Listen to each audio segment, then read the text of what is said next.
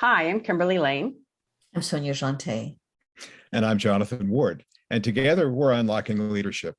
We're three experienced executive coaches with very different disciplines. In every episode, we take a question from a real client and provide key insights to address their challenge from our three different perspectives. It's a holistic approach to understand challenges and opportunity. So let's get to it. Our question today is from Yvonne in London. Yvonne asks, I've been promoted to a global leader role. I've always enjoyed travel, but I've never thought about the mindset of being an effective leader with a team from a different cultural background. What can I do to grow my global EQ? Sonia, how does Yvonne grow her global EQ? Wow, Yvonne, thank you for asking that question. And I particularly appreciate it because I was born in Bogota, Colombia, and raised there. So and coming to America back many, many years ago, I remember growing my global EQ and being here in the US and learning. So the first thing I will say to you is you have at least one good thing under your belt, and that is that you already enjoy travel.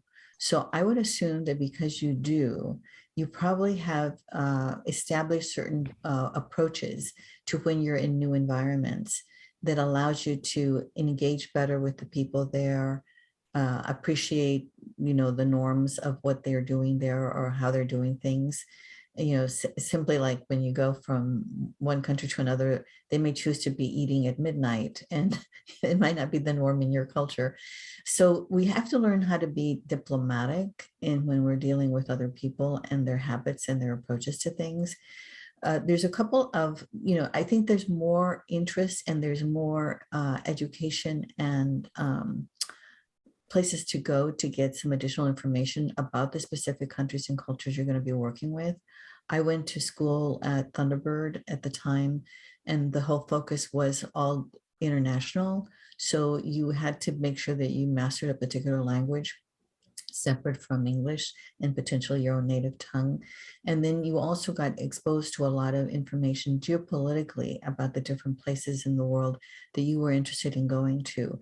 So there's organizations and academic institutions like that that are probably designing some kind of questionnaires that would allow you to take an initial assessment of where you probably fall on that, so that you could potentially be looking at some coaching and some development in that area of people that are more informed about the specific areas of the business you're going to be involved in. But I don't think that there's any substitute for boots on the ground. You need to be in the environment to actually be able to understand the tastes, the smells, and everything else. One of the things that I think is so important, and that, again, being from different cultures, we may not be aware of it, is are you effective at communicating and understanding what your actual physical body moves may mean to other people? Because it seems subtle, but it's really important. Some people may interpret a particular symbol as, positive, and some negative kind of thing. So that's where I'm going to get started. I know that Jonathan has also lived in other environments. I know Kimberly loves to travel and potentially has done the same thing. So how would you guys answer this question? Well, I would recommend to Yvonne that, it all begins with really understanding openness and asking questions. So, to kind of what you talked about, boots on the ground, I think is really important to just observe what's going on, observe what might be different, right? And then maybe do a little research on the culture, be open to what might be going on, but also meet with your team individually and create an environment where you can have open dialogue about why you guys do it this way. Or,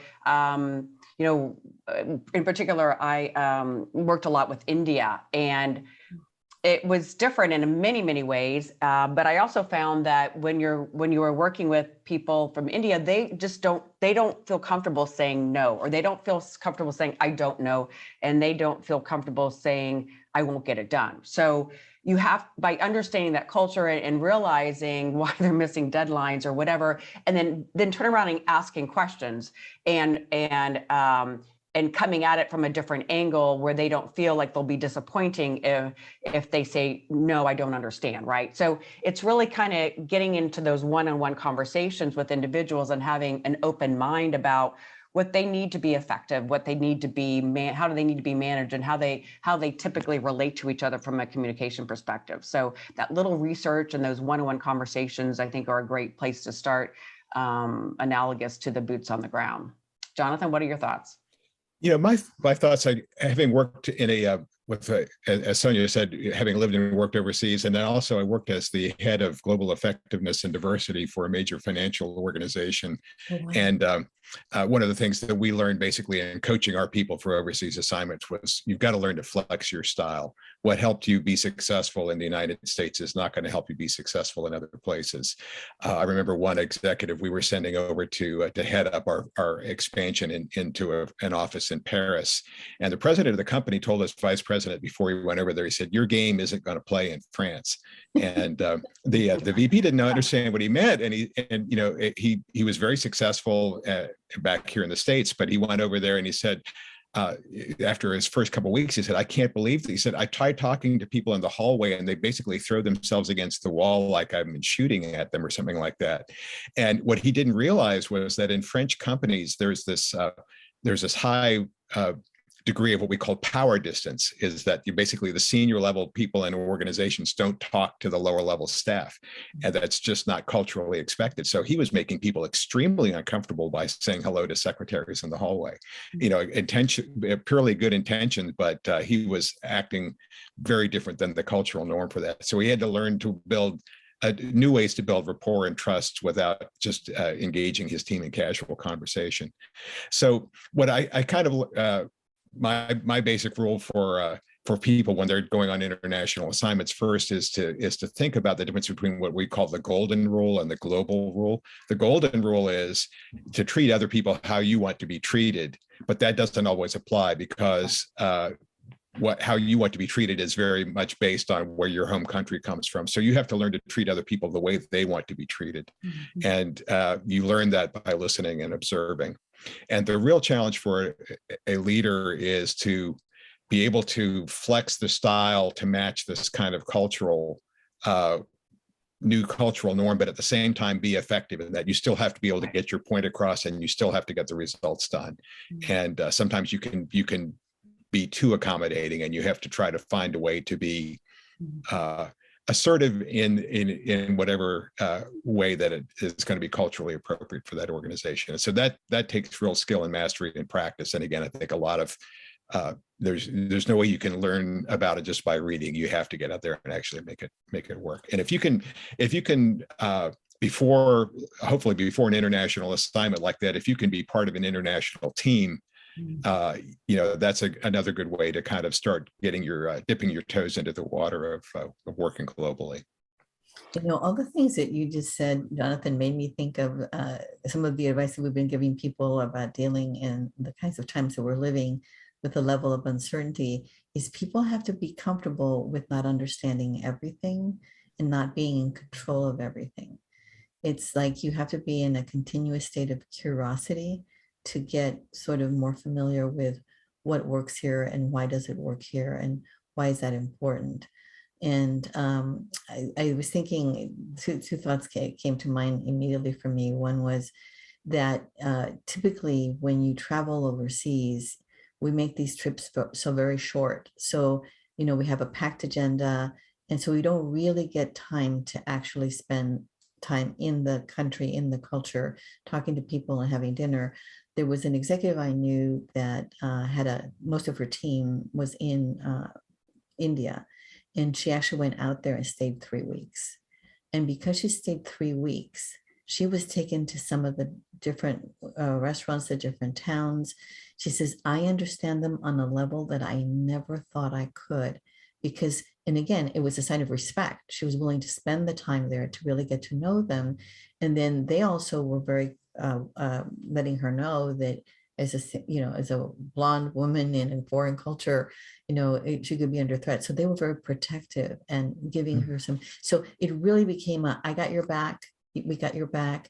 And then she could tease them about certain things. So when she came back and she had to engage with them, they had jokes. They had like their own code between each other, and that made all the difference in the world. So kind of the message to Yvonne would be is show your investment.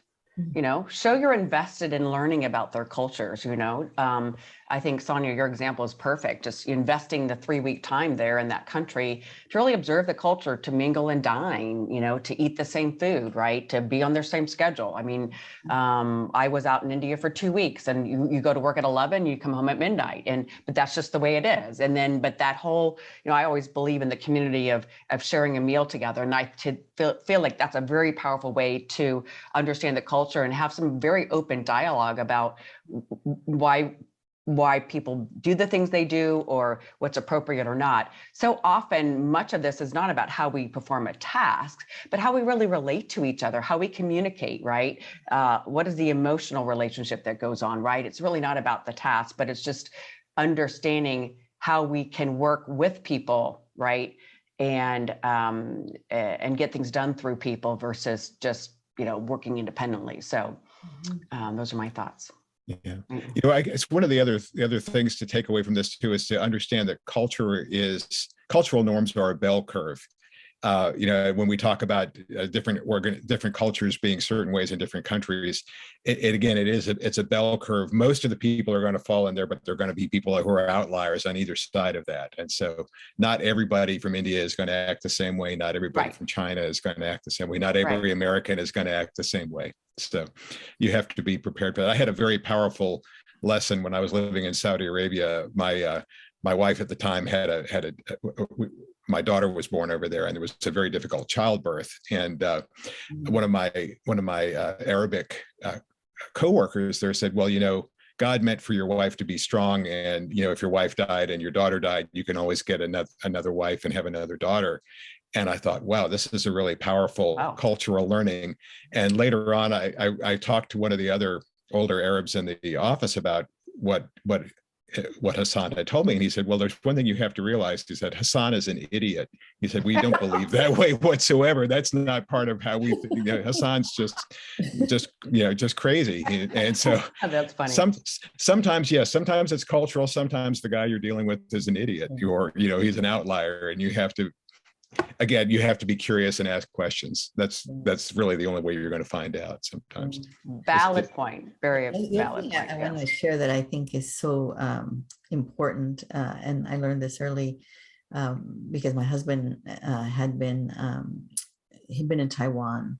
He lived there for a year. And so he had a very strong sense of the Chinese culture. And he used to talk about how you're going to give people feedback, particularly negative feedback. And he says, they have to save face. They have to save face.